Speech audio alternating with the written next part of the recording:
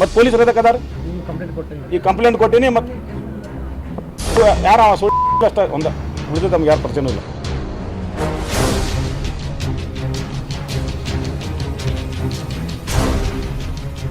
ಹಿಂದೂ ಯುವತಿಯರ ಮೇಲೆ ನಡೀತಾ ಇರುವ ಲವ್ ಜಿಹಾದ್ ಖಂಡಿಸಿ ಬಜರಂಗದಳ ವಿಶ್ವ ಹಿಂದೂ ಪರಿಷತ್ ಸೇರಿದಂತೆ ವಿವಿಧ ಹಿಂದೂ ಪರ ಸಂಘಟನೆಗಳು ಏಪ್ರಿಲ್ 7ರಂದು ಧಾರವಾಡದ ಸುಭಾಷ್ ರಸ್ತೆಯಲ್ಲಿ ಬಹಿರಂಗ ಜನಾಕ್ರೋಶ ಪ್ರತಿಭಟನೆ ಏರ್ಪಡಿಸಿದ್ದವು. ಈ ಪ್ರತಿಭಟನೆಯಲ್ಲಿ ಅಂಕಣಕಾರ ಚಕ್ರವರ್ತಿ ಸೂಲಿಬೆಲೆ ಅವರು ದ್ವೇಷ ಭಾಷಣ ಮಾಡಿದ್ದಾರೆ ಅಂತ ಆರೋಪಿಸಿ ಅವರ ಮೇಲೆ ಧಾರವಾಡದ ಅಂಜುಮನ್ ಸಂಸ್ಥೆಯು ಶಹರ ಠಾಣೆಯಲ್ಲಿ ದೂರು ದಾಖಲಿಸಿದೆ. ಧಾರವಾಡ ಶಹರ ಠಾಣೆಗೆ ಬಂದ ಅಂಜುಮನ್ ಸಂಸ್ಥೆ ಅಧ್ಯಕ್ಷ ಇಸ್ಮಾಯಿಲ್ ತಮಟಗಾರ್ ಹಾಗೂ ಸಂಸ್ಥೆಯ ಇತರ ಸದಸ್ಯರು ಪೊಲೀಸರಿಗೆ ಸೂಲಿಬೆಲೆ ವಿರುದ್ಧ ದೂರು ನೀಡಿದ್ರು. ಸುಭಾಷ್ ರಸ್ತೆಯಲ್ಲಿ ಈ ಜನಾಕ್ರೋಶ ಪ್ರತಿಭಟನೆ ನಡೆಸೋದಿಕ್ಕೆ ಪೊಲೀಸ್ ಪರವಾನಗಿ ಪಡೆದೇ ಇಲ್ಲ.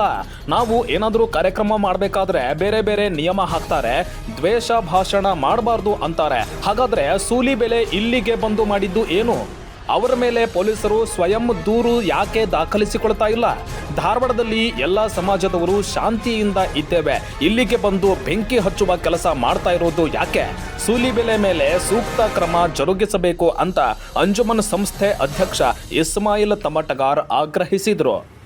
ಒಂದು ನಿಯಮ ಇದೆ, ಏನಾರ ಕಾರ್ಯಕ್ರಮ ಮಾಡಿದರು ಆ ಅಂಜುಮನ್ದವ್ರು ಮಾಡಲಿ, ಹಿಂದೂ ಮಹಾಸಭಾ ಮಾಡಲಿ, ಯಾರು ಮಾಡಿದರು ಅದಕ್ಕೆ ಪರ್ಮಿಷನ್ ತೊಗೋತಾರೆ.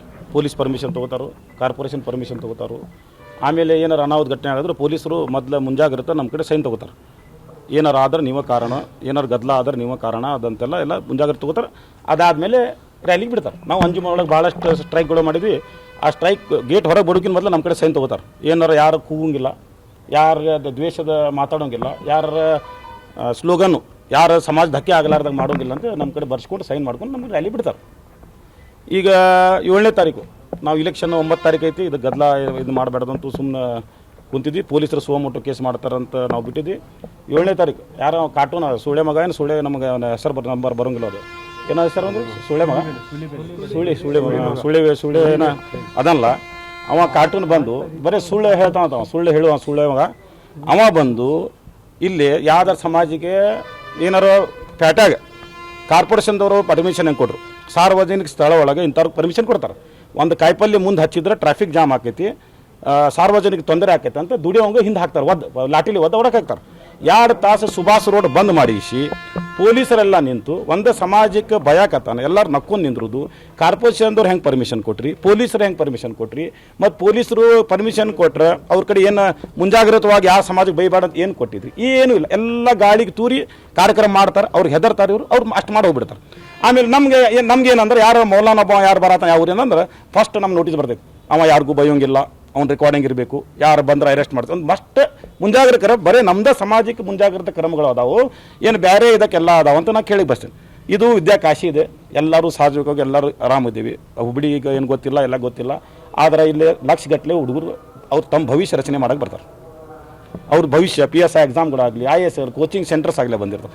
ಇಂಥ ಸಿಟಿ ಒಳಗೆ ಎಲ್ಲರೂ ಶಾಂತಲೆ ಬದುಕಬೇಕು, ಏನು ಆಗಬಾರ್ದು ಅಂತೇಳಿ ತಾಳ್ಮೆಯಿಂದ ನಾವು ಸುಮ್ಮ ಕುಂತೀವಿ. ಯಾರು ಏನು ಬೈದ್ರು ಒಂದು ಕಂಪ್ಲೇಂಟ್ ಕೊಡೋದು ಹಂಗೆ ಆದ್ಮೇಲೆ ತಾಳ್ಮೆ ಒಂದು ಮಿತಿ ಮೀರಿದೆ ಅಂದ್ರೆ ಎಷ್ಟಂತ ತಾಳ್ಮೆ ಅಂತ ನಮಗೂ ಮಂದಿ ಪ್ರಶ್ನೆ ಮಾಡತ್ತಾರೆ.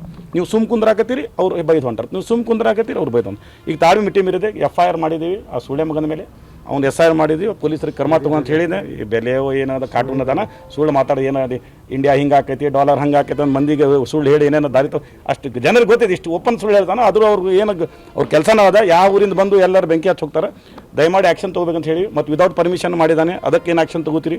ಪೊಲೀಸ್ ಪರ್ಮಿಷನ್ ಇಲ್ಲ, ಸಾರ್ವಜನಿಕ ಇದ್ರಾಗ ಮಾಡೋದು ಇದಿಲ್ಲ, ಹಾಲ್ ಇಲ್ಲ, ಓಪನ್ ಇದಾಗ ಬ್ಯಾಟಾಗಿ ನಿಂತು ಹಿಂದೂ ಮುಸ್ಲಿಂ ಎಲ್ಲರೂ ಕೂಡ ದಂಧೆ ಮಾಡುವ ಸ್ಥಳ ಒಳಗೆ ಬಂದು ನಾಳೆ ಒಬ್ಬ ಯಾರು ಕಲ್ಲು ಹೊಡೆದ, ಏನಾರು ಸಿಟ್ಟಿಗೆ ಏನು ಮಾಡಿದ ಅಂದ್ರೆ ಆ ಚಿತ್ರ ಅಂತೇಳಿ ಒಬ್ಬಕ್ಕೆ ಏನೋ ಮಾಡಿ ಹೋಗಿ ನವಲ್ಗುಂದೊಳಗೆ ಕೊಲೆ ಮಾಡಿ ಹೋಗ್ಬಿಟ್ಲಕ್ಕೆ, ಇಷ್ಟು ಮಾಡಿ ಹೋಗ್ಬಿಡ್ತಾರೆ. ಇಲ್ಲ ನಾಳೆ ಏನಾರು ಆದ್ರೆ ಅನಾಹುತ ಆದ್ರೆ ಯಾರು ಹೊಣೆ? ಪೊಲೀಸರು ಹೊಣೆ. ಈಗ ಮತ್ತೆ ನಾವು ನಿಂದಿರಬೇಕು, ನಾವು ಕಂಟ್ರೋಲ್ ಮಾಡಬೇಕು, ಎಲ್ಲ ಮಾಡಬೇಕು. ಇಂಥ ಅವಕಾಶ ಪೊಲೀಸರು ಯಾಕೆ ಕೊಡತ್ತಾರೆ? ನಮ್ಗೆ ಅದು ಬೇಜಾರಾಗೈತಿ. ಪೊಲೀಸರು ಇದಕ್ಕೆ ಎಚ್ಚೆತ್ತಬೇಕು. ಯಾರು ಇರಲಿ, ಮುಸ್ಲಿಂ ಇರಲಿ, ಕ್ರಿಶ್ಚಿಯನ್ ಇರಲಿ, ಯಾವ ಸಮಾಜದವ್ರು ಇದ್ದರೂ ನೀವು ಮೊದಲೇ ಮುಂಜಾಗ್ರತೆ ಕ್ರಮ ಯಾವ ಸಮಾಜಕ್ಕೆ ಬೈಬಾರ್ದು ಅಂತ ಕೊಡಬೇಕು. ಆ ಬೈಯುವಾಗ ಸ್ಟಾಪ್ ಮಾಡಿಸಿ ಅರೆಸ್ಟ್ ಮಾಡಬೇಕು. ಮೌಲಾನ ಇದ್ರು ಮಾಡಿರಿ, ಆ ಪಾದ್ರಿ ಇದ್ರು ಮಾಡಿರಿ, ಸ್ವಾಮಿ ಇದ್ರು ಮಾಡಿರಿ, ಆಮೇಲೆ ಯಾರು ಸುಳ್ಳೆ ಮಗ ಇದ್ರು ಮಾಡಿರಿ, ಯಾವ ಮಗ ಇದ್ರು ಮಾಡಿರಿ.